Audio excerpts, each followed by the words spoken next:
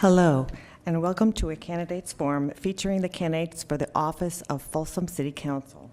My name is Kathleen Chauvin. I'm a member of the League of Women Voters of Sacramento County, and I will be your moderator today. This forum is co-sponsored by the League of Women Voters of Sacramento County and the Sacramento Metropolitan Cable Television Commission. The forum is being viewed by a live audience in the Sacramento Board of Supervisors building and by a live cable television audience at home. It's also being taped for rebroadcast on Metro Cable Channel 14. The League of Women Voters is a nonpartisan organization of both men and women that is established to promote political responsibility through informed, active participation in government. The League does not endorse, support, oppose, or evaluate individual candidates or political parties. Although our nonpartisan policy does not allow us to support candidates or parties, we do, on occasion, after careful study, take positions on issues. Today, however, our mission is simply educational. Our goal is to provide voters with information regarding the upcoming City Council election in Folsom in November 2nd. The format for today's forum will be as follows. Each candidate will have 1 minute to make an opening statement. Next, the candidates will respond to questions from our panel. These questions were submitted to the League for review before today, and each candidate will have 1 minute to respond to each question. After the question and answer portion of the forum, then each candidate will have 1 minute to make a closing statement. Due to the strict timing of the forum, and in fairness to all candidates, we would ask that you hold your applause until the forum is completed. Now I'd like to introduce the candidates who are running for Folsom City Council and who are participating in today's forum. The candidates drew cards randomly, and that's how they're sitting up here today. On my far right is Jaya Badiga. On her left is Mike Kozlowski. To my immediate right is Andy Morin. To my immediate left is Steve Miklos. To his left is Carrie Howell, and on my far left is Lindsay Woodward. Thank you, welcome, and thank you for participating today. I also like to thank our panelists today. We have Don Chaddock from the Folsom Telegraph, and we have two reporters from the Sacramento Bee, Foon Rhee and Kathy Locke. Thank you for coming today. Now let's begin with the questions. Mr. Chaddock, will you address I'm sorry, we have to do opening statements. Ms. Badiga, would you like to make an opening statement? Yes, I would. Thank you for this opportunity. Thank you especially to the League for facilitating this panel over here, and thank you to the panelists and the audience for taking time to listen to us during this session. My name is Jaya Badiga, and I'm a candidate for Folsom City Council. Election day is November 2nd. And the reason I'm running is because I want to bring some diversity to Folsom City Council. I think that as a resident for the past 8 years, politics should be about direct representation, especially at the city level, which is one of the smallest units of efficient and effective governance. And so I decided to put my name out there to give the residents of Folsom more choice. And I'm running for that reason primarily, but also to allow other people like me, women and newcomers, to see that if I can do it, they can do it. Even if I'm not successful, I hope to provide that opportunity for them. Thank you. Thank you. Mr. Kozlowski? Yes, thank you also to the League of Women Voters. I'm Mike Kozlowski. I'm an architect, and by part-time jobs, I coach track and field and announce sports games, so I tend to talk loud. Generally speaking, the simple reason that I'm running for Folsom City Council is having lived in a number of places around the country and observing cities and how they react to economic struggles.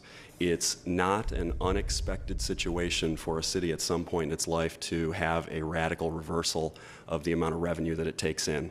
I don't think that Folsom was particularly prepared for the situation that we're in currently, and I'd like to bring a little bit of fresh perspective and some new energy to solving that problem and doing long-term planning. Thank you. Thank you. Mr. Moran? Thank you, and I'd also like to thank everyone who's made this telecast possible today. It is an honor to be here. I'm just going to introduce myself with this first few seconds here. Again, my name is Andy Moran. Been a Folsom resident since 1987. Born and raised in Ohio and graduated from Oregon State University in 1983. I married into Folsom. My wife is a native of the city of Folsom. I have two sons. One's a recent graduate of Vista Del Lago High School and goes to Folsom Lake College. The other a sophomore at Folsom High School. My wife and I are very active in all the sports and music and scouts activities that our kids enjoy. I'm also an avid runner and scheduled to run the marathon this December here in Sacramento. My brother and I own and operate a number of restaurants in the area. I've served on the city council since 2003 and as mayor in 2006 and 2007. I also serve on a number of regional boards and enjoy that service immensely. Thanks. Thank you. Mr. Miklos? Yes, good afternoon. Again, thank you to the League of Women Voters for allowing us this opportunity. Many of you know I've been on the city council since 2004. I've served as the city of Folsom's mayor for 8 years. Vice mayor for 3 years, and have sat on, as Mr. Moran said, many committees and commissions, of which I've probably chaired all of them. It's all about experience. It's all about opportunity, and it's all about listening.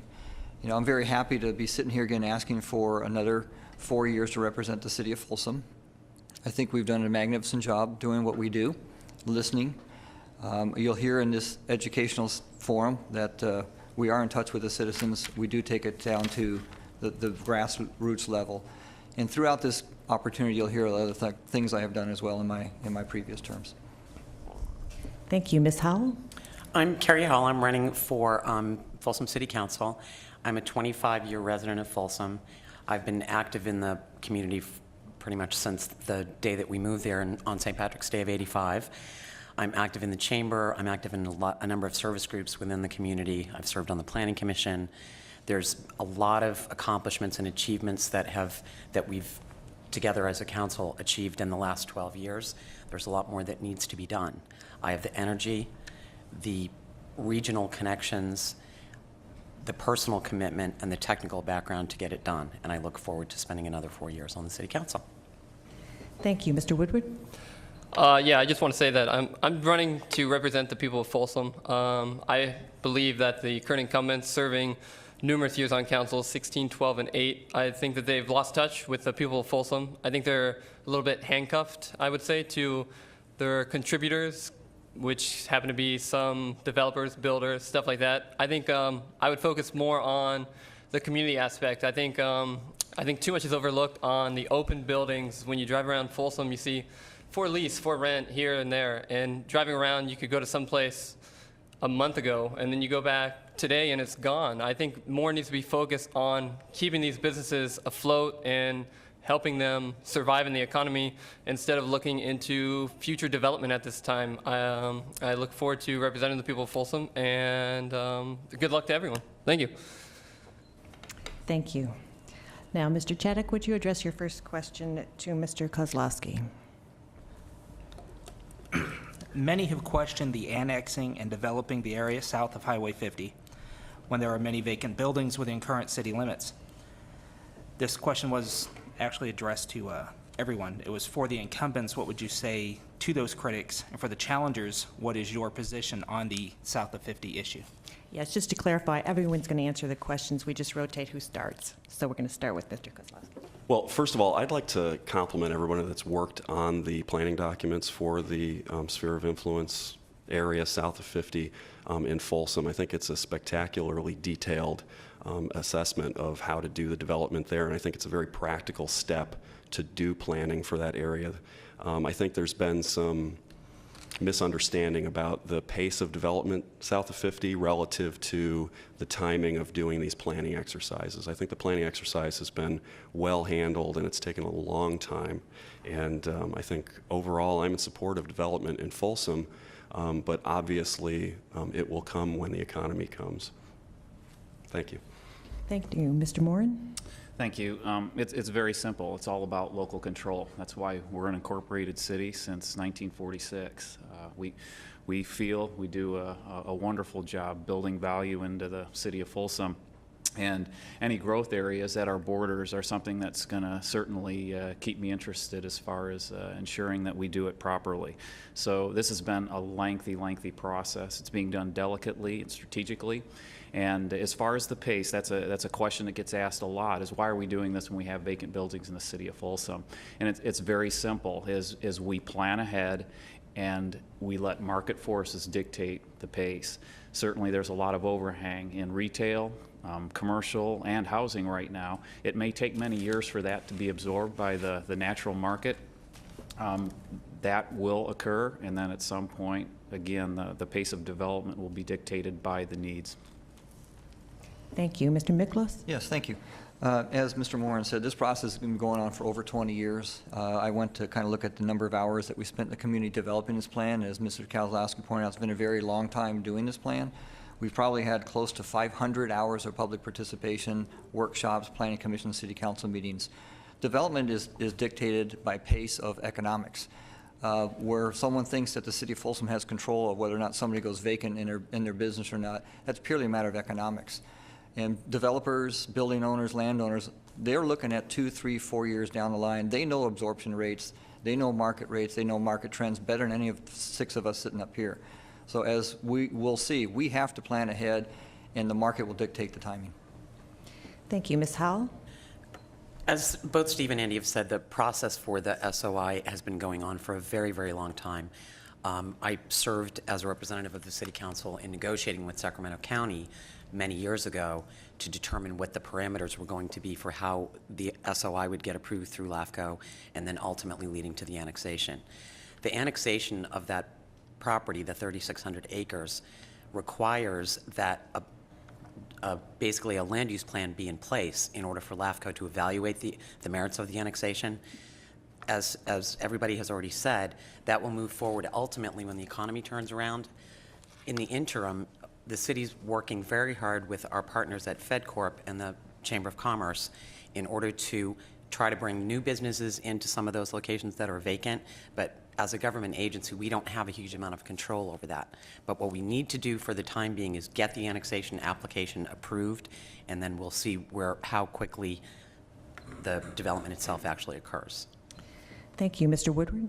I'd just like to say that I see where they're all coming from. I mean, but once it's approved, I don't see that there's going to be any halting the developers from getting entitlements and selling the land for an extraordinary profit, which then leads to just the development of the area. Look at the Palladio's been developed. It's not full right now. I think there's a lot more concerns than pushing forward right now.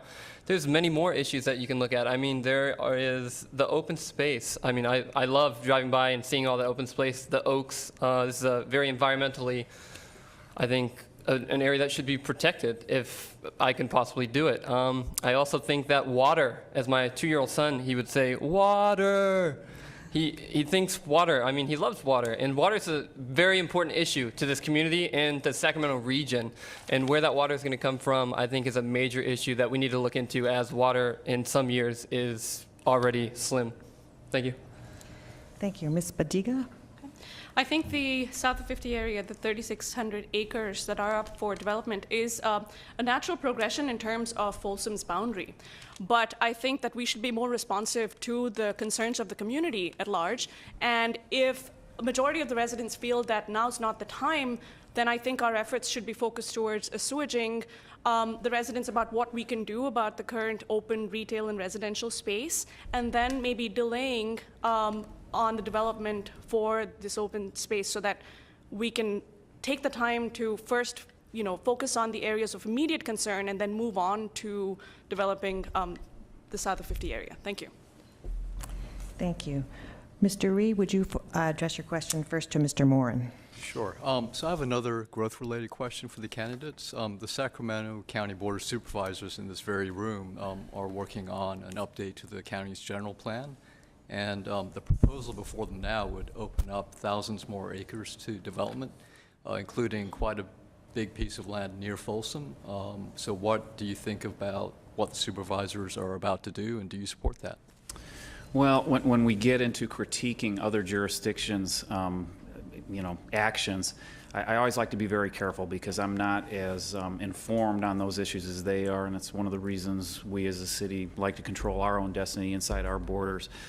Just related in general, I think there's a lot of inevitability as long as there's population growth that needs to be accommodated. It's a basic obligation of government in essence. There probably are concerns that if it's opened up too rapidly, there's an inclination to cash in too quickly and spread growth out. And that's why the regional blueprint process, as far as really trying to work towards more sustainable growth that doesn't spread out as quickly as it has currently, is a nice model to work from. So the work that SACOG has really led and been a national leader in that effort, I think those need to be married together as far as the blueprint sorry. Thank you. Mr. Miklos? Yes, I want to actually say thank you to Mr. Moore for pointing out SACOG. I am actually was the chair of SACOG when we started the blueprint process, currently the senior member of SACOG, which stands for Sacramento Area Council of Governments, for those that don't know. And specific to your question, I agree with Mr. Moore. What I would add to that is this. I would like to see Sacramento County go through the same public scrutiny as the city of Folsom did with our sphere of influence. To that end, and I know based on some answers I've heard today, there's some uneducated individuals that don't know that the process we went through was very specific.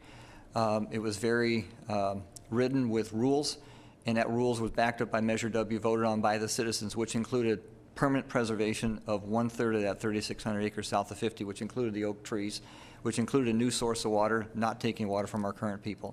So I think if they follow that process and follow the blueprint, I would certainly be weighing in on my support if the county followed that same process that we do, as well as the blueprint. Thank you. Ms. Howell? Well, just to add a couple more numbers to that, my understanding is that the county is talking about expanding the developable area within the general plan update up something approaching 30,000 acres. So that's almost 10 times our SOI, which is another one of the reasons why I'm concerned and want to see the annexation application completed. As Andy mentioned earlier, the concern in Folsom has always been about control of what happens at our border. And the best way for us to do that is for Folsom to oversee development of the areas that are adjacent to us. So the county's going through their processes about how far and how fast they'll move with that. But again, the county is, similar to Folsom's situation, reacting to the blueprint that came from SACOG about anticipated population growth and where the next best development locations should be. Thank you. Mr. Woodward? Hey, I'd just like to thank Mr. Miklos for pointing out, I guess, some people are uninformed about certain areas. But I know all about Measure W. I mean, I have the feeling that if Measure W was not passed, which I'm sure everyone didn't support that's up here, if it didn't pass, would this 30% of land, would it be conserved? Nobody knows. I highly doubt it. What's that? I come from a perspective, I mean, you've all questioned how big Sacramento is. They're doing it too fast. I just have the same feeling about Folsom. I think we're just doing it too fast. And I don't think we need to do it out of fear that Sacramento is going to grab this land. I mean, if Sacramento grabs this land by Folsom, that means they have to provide the services. They're going to have to provide police services, fire services, and everything else in this area. So that's going to be a lot of costs for them to undertake before just jumping on it. It's not like tomorrow we're going to wake up in Sacramento, they grabbed it. But that's just my opinion. I've got a lot to learn, and I know this, and I'm willing to take on this challenge. Thank you. Thank you. Ms. Badiga? My opinion is that I think I would urge the county to review the forecasting statistics according to current trends to see if they've changed from when they've planned or come up with this plan. And also that if it's within Folsom's sphere of influence, as others have pointed out, within what we would consider the natural and geographic boundaries of Folsom, that we should have a say in it, but also to use extreme caution in terms of, you know, what is the employment situation going to be? What is the economy going to be projected out to be in 15, 20 years, if that's the timeline for this development? And hopefully by then, if we start this process now with that caution and reserve, then we'll make the right moves for the city of Folsom. Thank you. Thank you. Mr. Kozlowski? Well, you're going to hear me say over and over again, long-term planning, long-term planning, long-term planning. Having planning for that part of Sacramento County obviously is valuable. Opening that land to actual development before areas that have already been planned in Rancho Cordova and in Elk Grove and in the existing parts of Folsom and the future parts of Folsom, until those areas reach maturity, I don't see any reason why the county should rush to create a need for more infrastructure that's just going to stress services. Thank you. Thank you. Ms. Locke, would you address your question first to Mr. Miklos? Yes.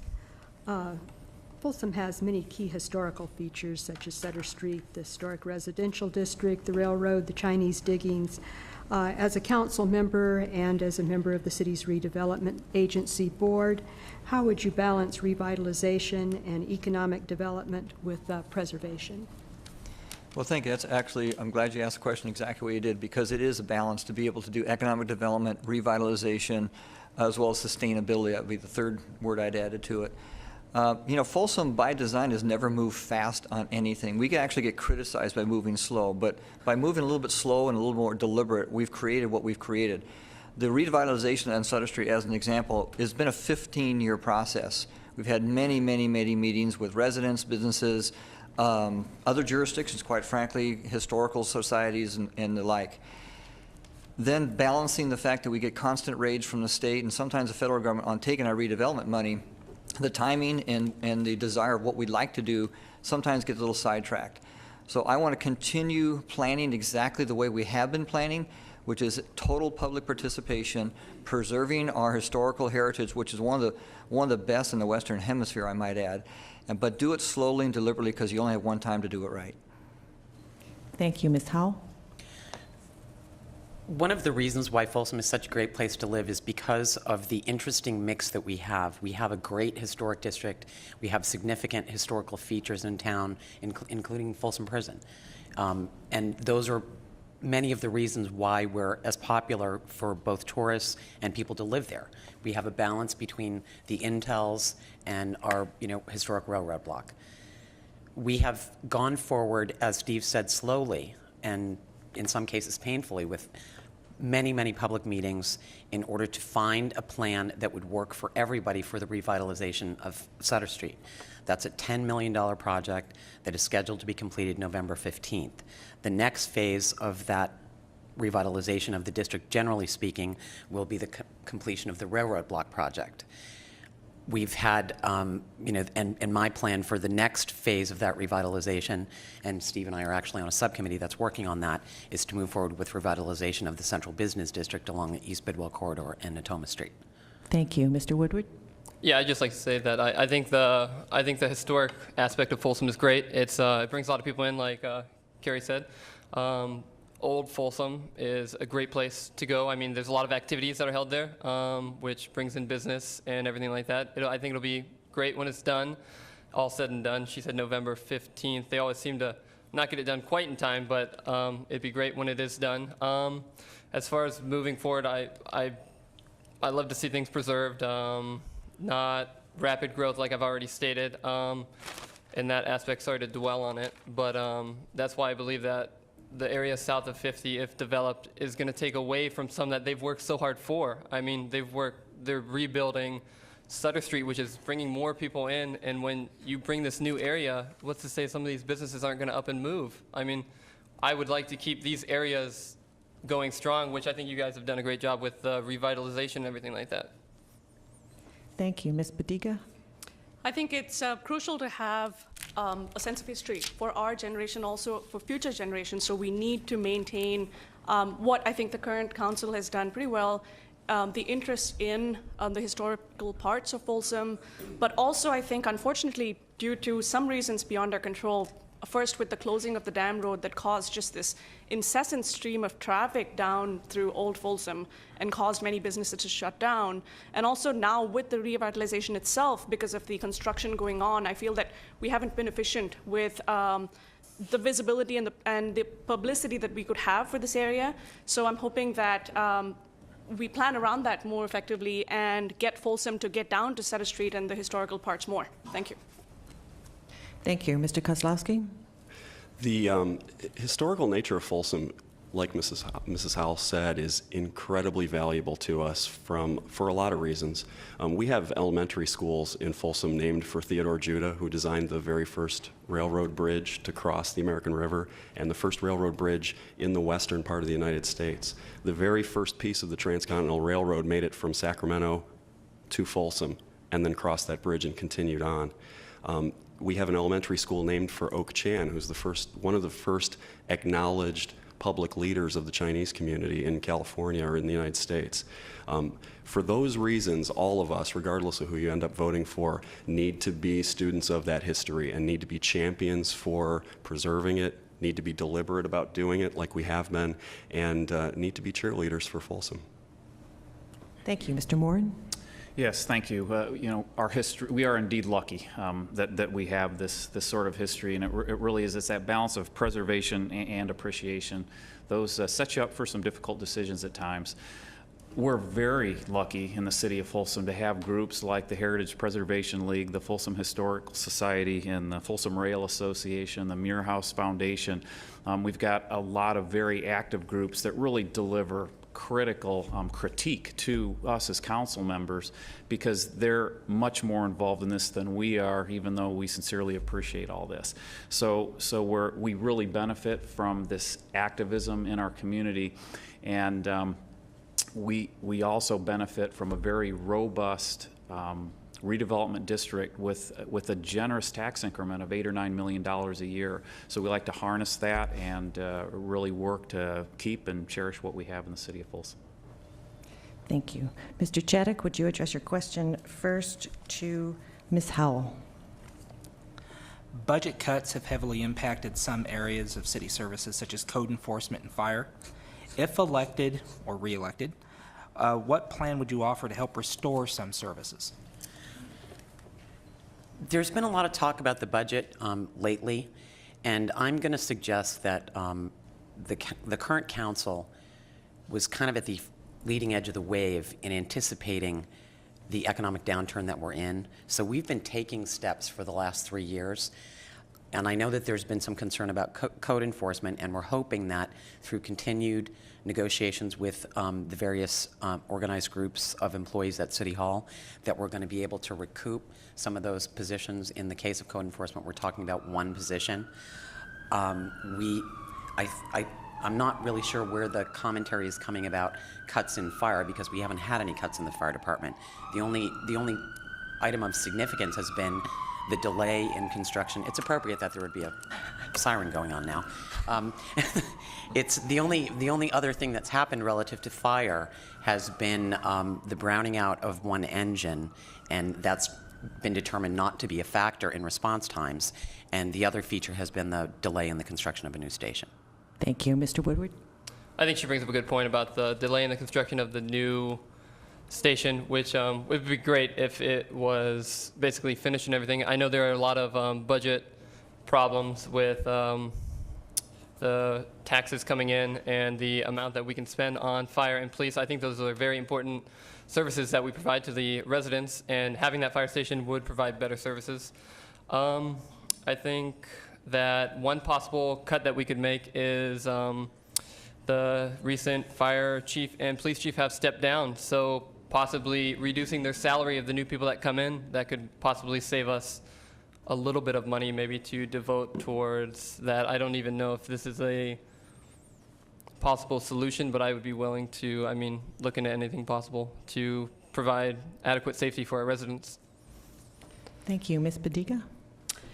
I think that budget cuts, unfortunately, have demoralized a lot of the city service groups and the employees, and I've spoken to a few of them, and it doesn't make for good city services and also personal employee morale for this thing to be hanging in the air for so long. I think that going forward, we have to acknowledge that this will be a reality with limited taxes coming in and with the various sources of spending that we're going to have to allocate.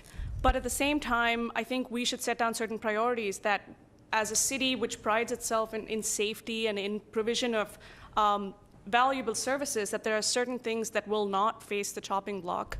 And hopefully, when the new council comes in, they can make decisions with these priorities in mind, and of course, with the input of residents. Thank you.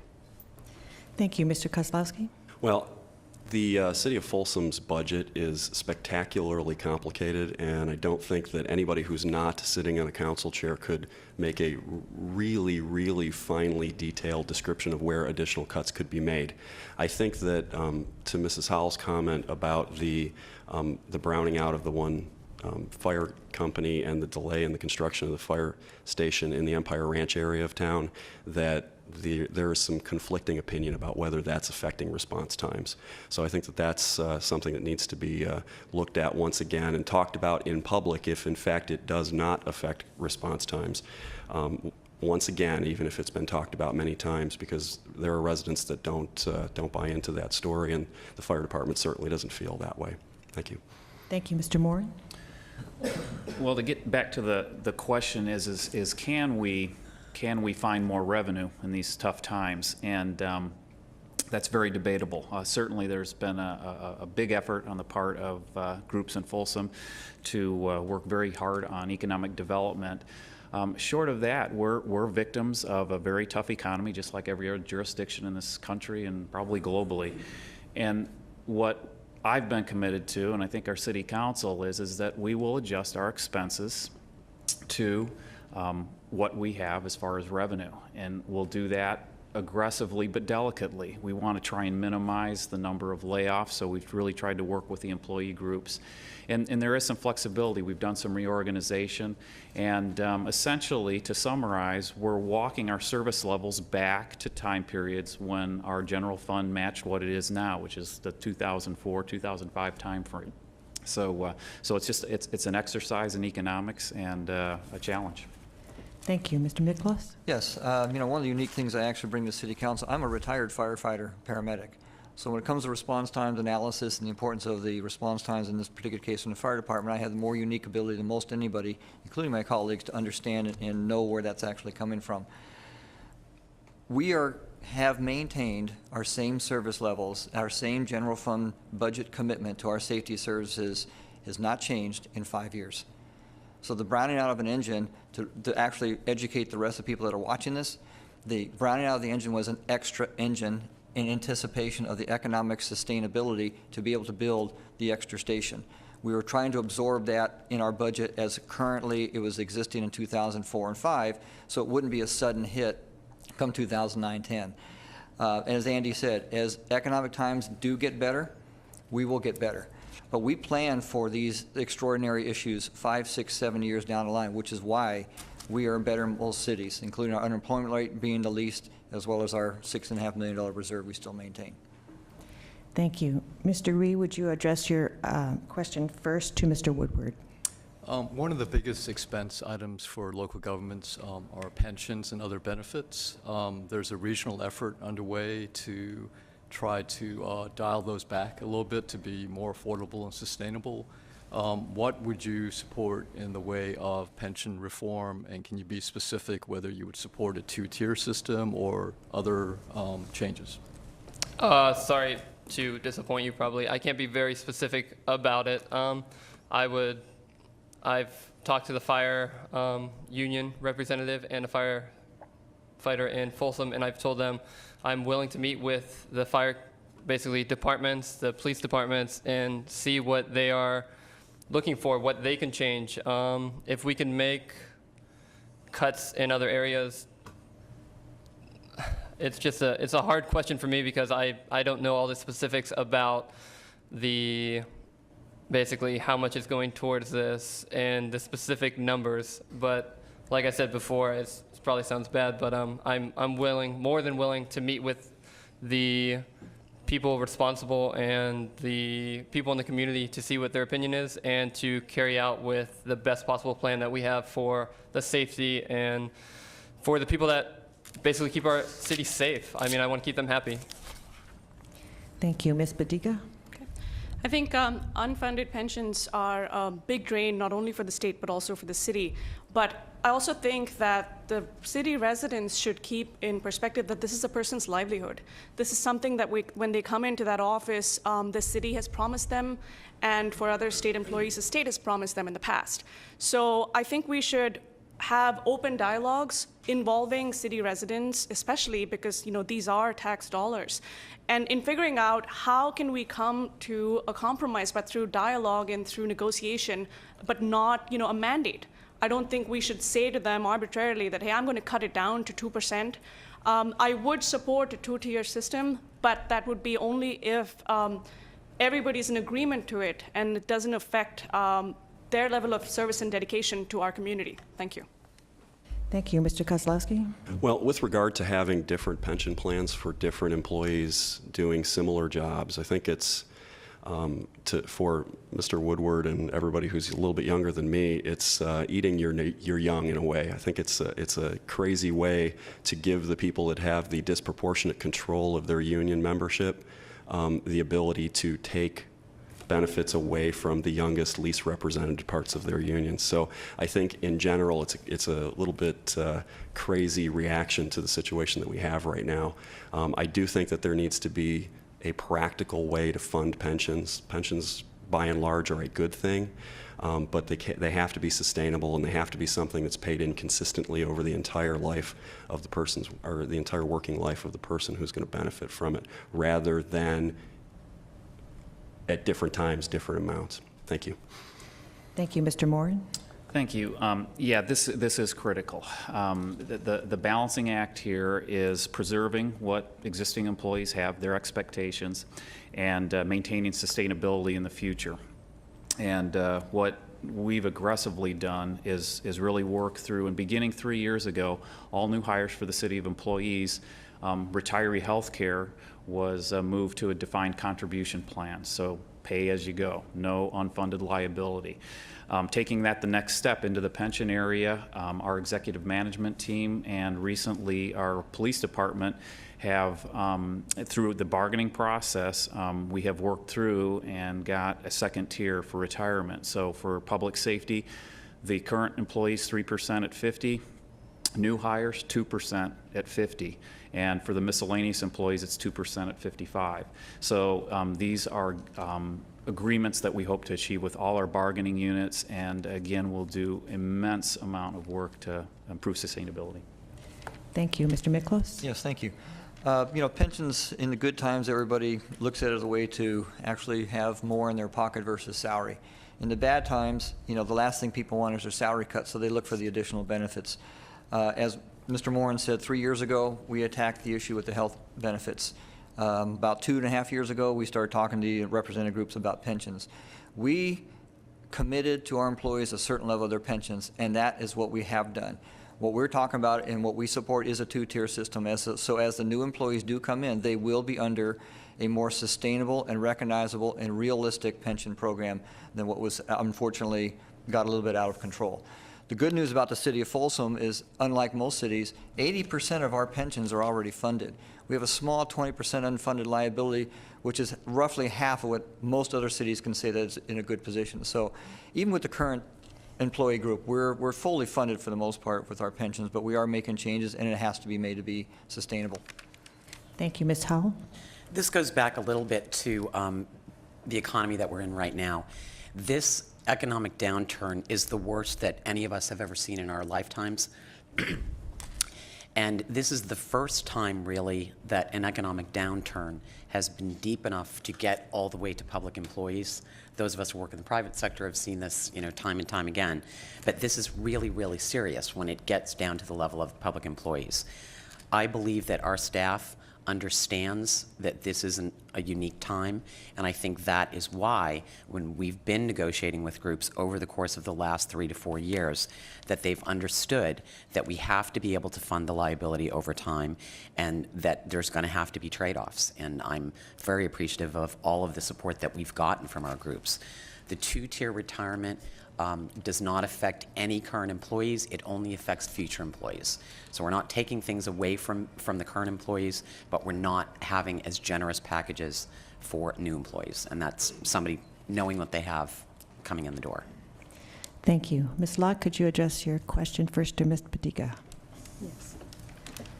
Having incorporated more than 50 years ago, Folsom provides the full array of services: fire, police, transit, parks, recreation, sewer, library. In cities that incorporated more recently, many of those services are provided by special districts, private utilities, or under contract with other agencies or private firms. Are there any services the city currently provides that you would consider contracting out or pursuing with other agencies? Okay.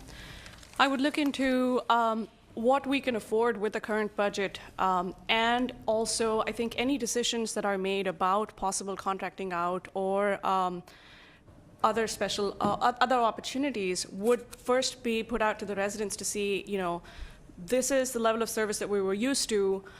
This is the situation right now, and we can provide the same level given, factors 1, 2, 3. I don't think it's a decision that can be unanimously made just by the council, but with the involvement of all the residents. I have spoken to a couple of groups that have, brought up and bandied this idea for maybe fire, because I've heard that response times may not be the best right now in Folsom. But again, I think before any decisions are made, this has to be well thought out, well planned, and also shown to the residents that we're not going back on the promises that we've made in providing good services or in making the best use of your tax dollars. Thank you. Thank you. Mr. Kozlowski?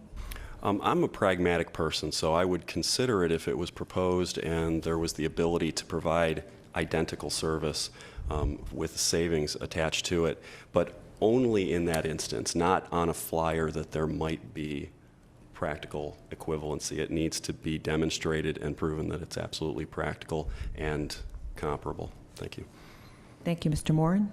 Yeah, Folsom's got a great history of this full service model that you described, and I think it served us very well. I would be loath to unwind that, especially in a knee-jerk reaction to a budgetary issue that I felt we couldn't deal with in another way.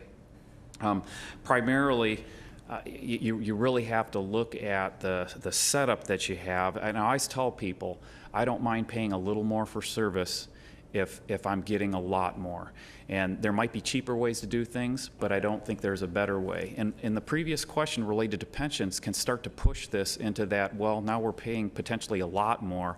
And that's why we're being so energetic at managing these costs so we can maintain the full service city model that we've enjoyed in the city of Folsom, and I think we really benefit from as far as our level of service amongst all those departments you described. Thank you. Mr. Miklos? Yes, and to expand on what Mr. Moore actually just said, it's kind of funny because, we do get asked on a regular basis to look at should we contract out. Well, it's actually kind of funny. Our animal control service used to be contracted out to Sacramento County. We found we could do it better, brought it in-house, so we actually went the other way. However, the park maintenance model, if you will, we found it could contract out for the majority of the park maintenance was actually cheaper with private companies than what we were doing in-house. So, we do find that fine line, and as Ms. Badiga just said, we have a commitment that we made to the residents, and the residents have asked us to stand by that commitment. And every time that something does come up, we're going to look at potential changes. It's aired out, whether it be the Park Commission, the Planning Commission, and certainly the City Council. I will, for one, as a resident, prefer to live in Folsom as a full-service city, which is why I've been here since 1986. And I prefer that we keep local control at every level, especially the safety level. I absolutely will never support anything other than a Folsom City Police Department and a Folsom City Fire Department. Thank you. Ms. Howell? Ms. Locke, you suggested that we've been a full-service city for the better part of the last 50 years, and that, for the most part, is true. I believe that in Folsom, we are getting higher value for the services. We have better quality services than many of the surrounding jurisdictions, and that's because we've got great employees that work hard. I would not be in favor of contracting out. There's been times when it's been suggested that we should contract out solid waste services. Having grown up in another part of the country and watched what happens when a strike comes up and garbage piles up in the streets, I'm not interested in seeing that. As far as water goes, we have the best water quality in the region because we have hardworking, diligent staff that work in our utilities department. I'm hugely in favor of continuing the model that we already have. The only exception to that is that the city does not provide wastewater services. That is through our involvement with the Sacramento County Regional Sanitation District. So, Thank you. that hopefully will come up in another question. Thank you, Mr. Woodward. Oh, sorry.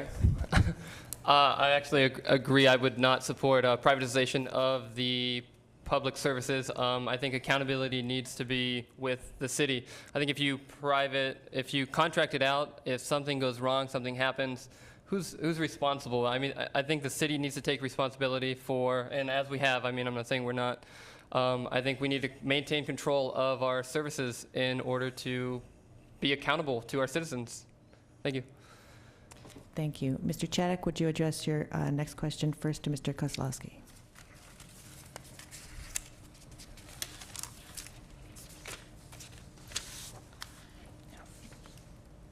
What can the city do in terms of, we've been talking about the budget impact, regarding creating jobs? Now, I do understand this issue has been brought up before, and it has been discussed that it's not the city's job to create, not the city's role to create jobs in the private sector.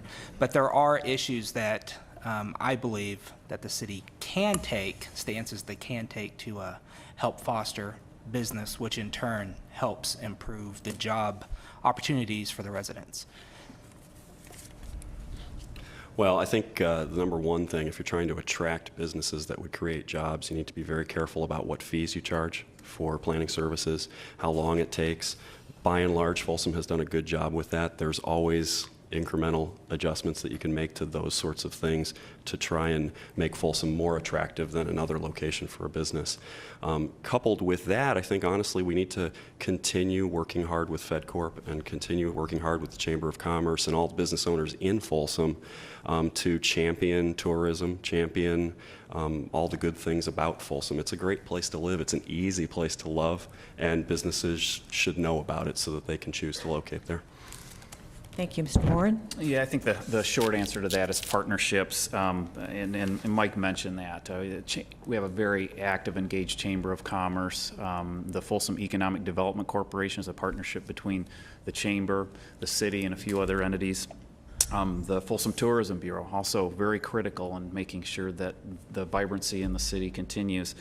So working with all that, staying out of their way when it's appropriate, and getting involved in helping them when it's appropriate. The mention of streamlining of the permitting process is critical. We just recently fired up a program where somebody can make an appointment for a tenant improvement project and have everybody in the room make comments on that plan and get it completely approved all within an hour and a half. And I just had a family member go through that process, and he was very complimentary, and we had a lot of criticism for those backlogs a few years ago. So a lot of those nuances, it's really an amalgamation of a lot of little things that really make it easier to do business in Folsom. Thank you, Mr. Miklos. Yes, you know, City of Folsom prides itself in economics by proactive, not reactive. In that vein, we actually started a deferred fee program, a waiver fee program, a streamlined process, probably 5, 6, 7 years ago. In fact, I can actually go back to 1997 when we actually created the Planning Inspection Permitting Department was the origination, and that basically allowed one person at one counter to do everything they needed to do to open their business, with, including getting their business license. So, you know, kind of tweaking that system down the line works very well, and it's why it's been very successful for us. People have mentioned FedCorp. I'm one of the founding members and current still board member of the Folsom Economic Development Corporation, as well as the Tourism Board. And on a regular basis, we actually, council members included, go around the city of Folsom, go into the businesses, and ask them, what do you need to grow? What do you need to sustain? What can we do to bring more people in?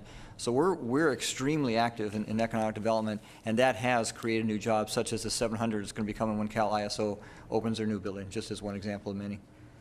Thank you, Ms. Howell. There's already been reference to the fact that we've done a lot of changes to the system in order to streamline people's ability to come in and build a new building, do a tenant improvement in an existing rental space, and that has worked well for us.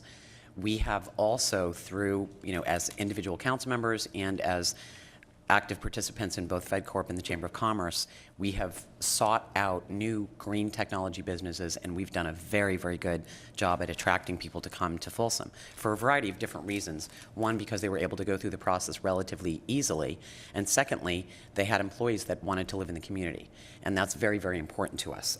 My concern on a larger scale, not just in Folsom, but I think that the biggest threat out there to the region as a whole right now is this permit, the draft permit for the wastewater plant. That is going to cause huge increases in wastewater rates if the permit's not modified, and it will also cause dramatic orders of magnitude impacts to the fees that businesses will have to open throughout the region. Thank you. Mr. Woodward? I think simple things like meeting, like you said, meeting with the businesses, seeing what do you guys need to help you out? What can we do to help your business thrive? And then bringing them in, bringing the people in, like Carrie said, a lot of attractiveness, just living in Folsom.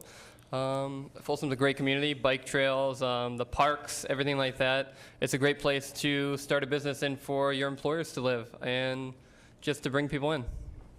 Just like, I don't know, like I said before, meeting with the businesses, kind of seeing their input before making decisions. Thank you. Ms. Badiga? Sure, thanks.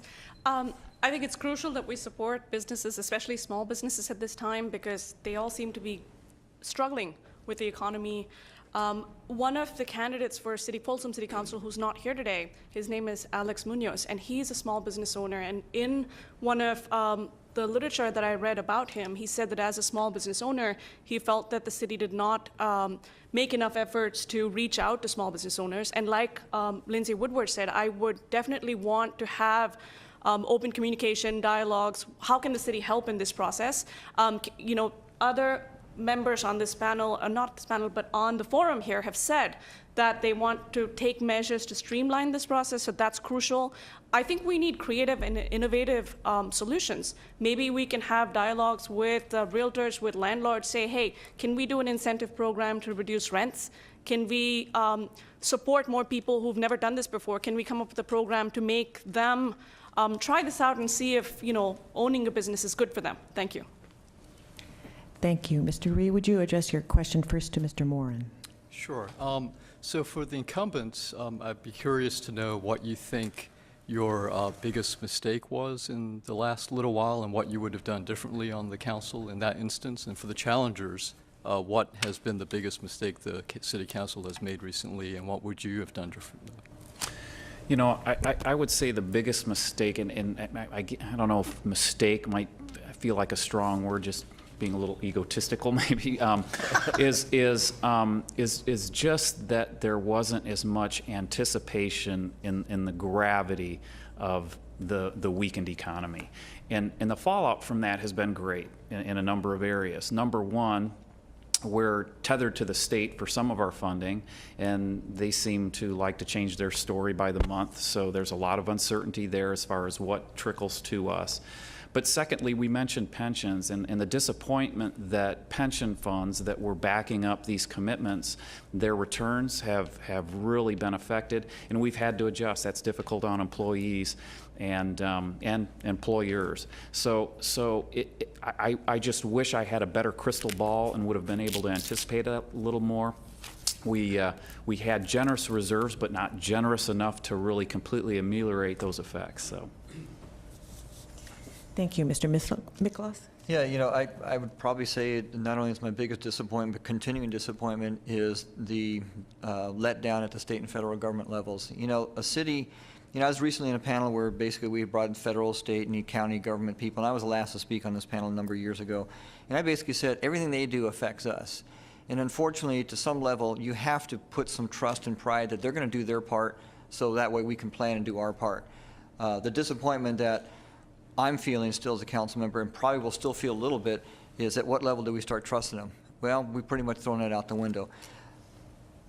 I wish we would have taken a little more active stance early on and basically not, I hate to say it, not believed what our state and federal government partners were telling us as far as their budgets, their commitments, and what we thought was protected as far as revenues from the city. Thank you. Ms. Howell? I'm going to steal Andy's line about wishing that I had a better crystal ball, that it was a little bit more clear. I think there's not a lot of things in Folsom that I would change dramatically. There are, projects that my colleagues have supported that I have not. I wish I'd worked harder to convince them that to either do something or not do something. And sometimes I leave a council meeting regretting that I hadn't badgered them more. But for the most part, we've got a great community. We just need to pay a bit more attention to anticipating what is going to happen with the economy and how quickly, hopefully very quickly, it's going to turn around, because that's going to continue to affect us. We're lucky in that, several people have mentioned the building of the Palladio. That mall is still under construction, which is a very, very good thing, because we're in a much better situation than some other jurisdictions. We have some of the major construction projects in the region that are happening in Folsom. We have a $10 billion flood control project. We just finished a $130 million bridge project. So, Thank you, Mr. Woodward. I would say that one of the biggest mistakes made is going on currently with the push for a south of 50 development.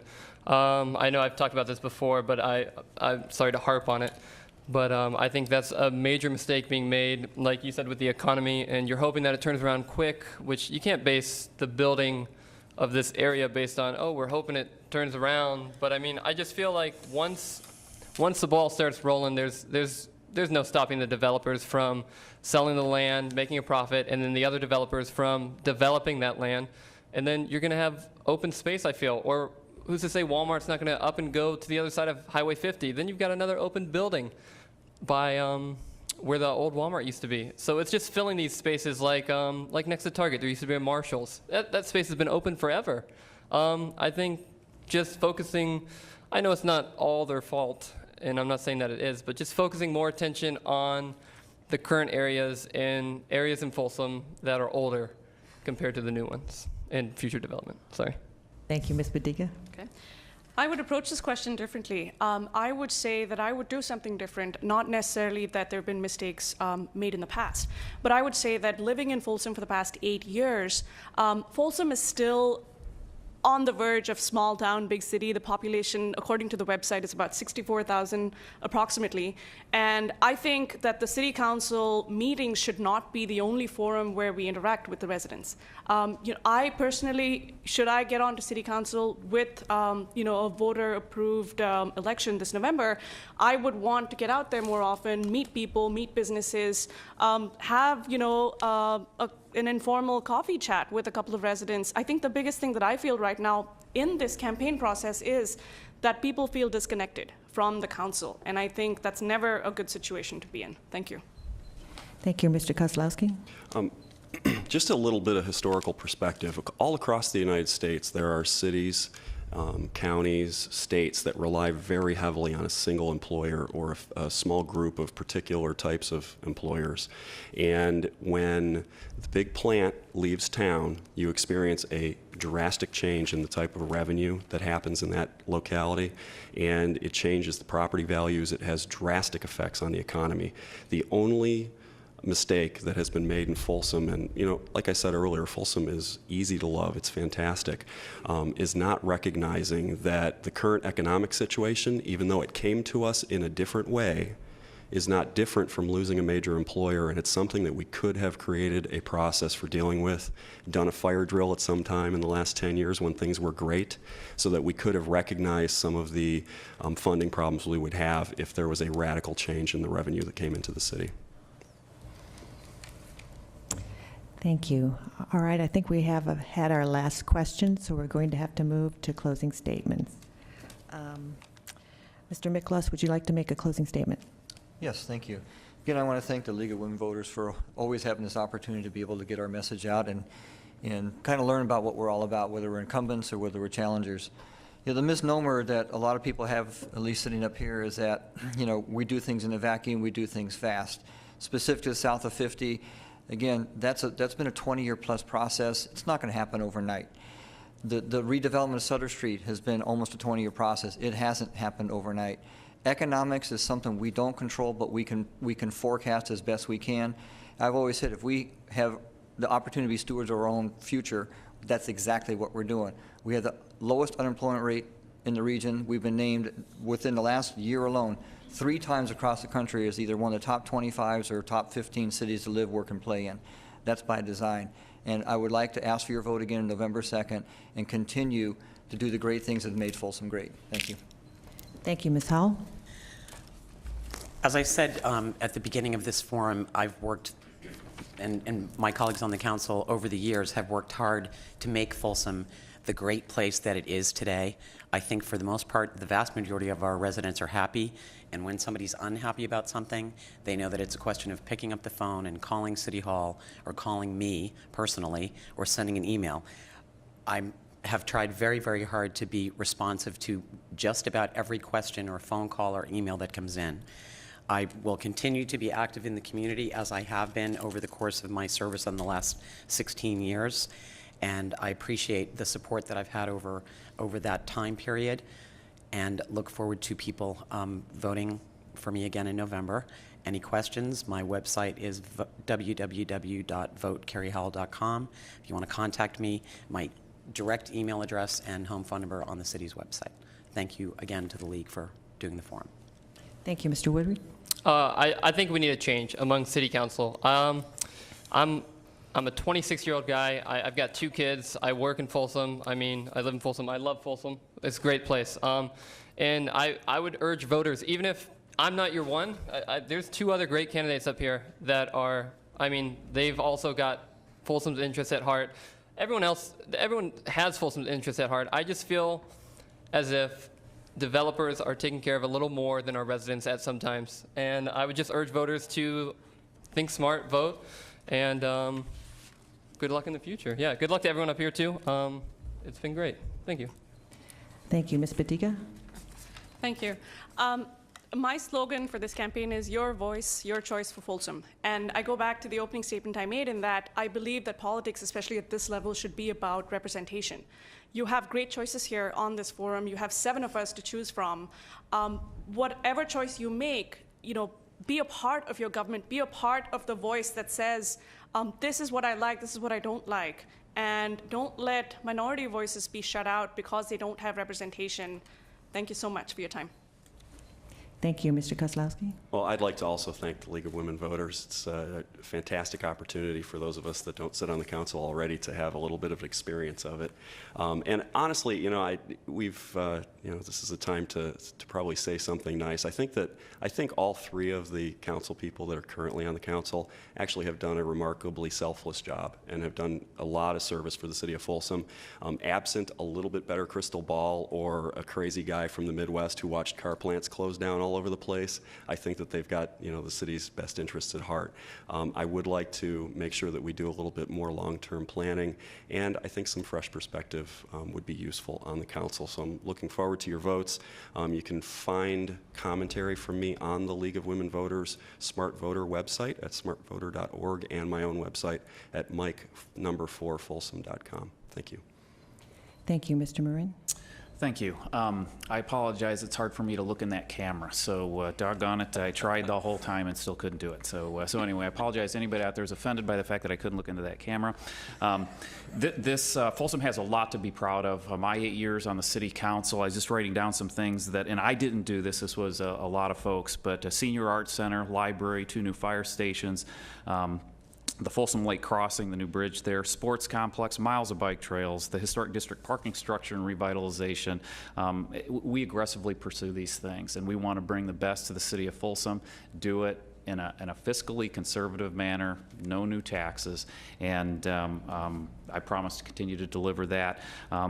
Finally, I'd just like to say thanks to all who contributed to make this forum possible, and best of luck to everyone up here. We all know now that this is very hard work and quite a grind at times. We've got 1 month to go, so good luck with everyone, and please vote November 2nd. Thank you very much. On behalf of the League of Women Voters of Sacramento County and the Sacramento Metropolitan Cable Television Commission, I'd like to thank the candidates for coming today and for the panelists for participating. I'd also like to thank the volunteers who made this forum possible. This forum was designed to provide you, the voter, with information in accordance with our belief that an involved and educated government population that a democratic government depends on an informed, educated, and involved population. We hope you've gained insights in this forum that will help you make a decision in the Folsom City Council election on November 2nd.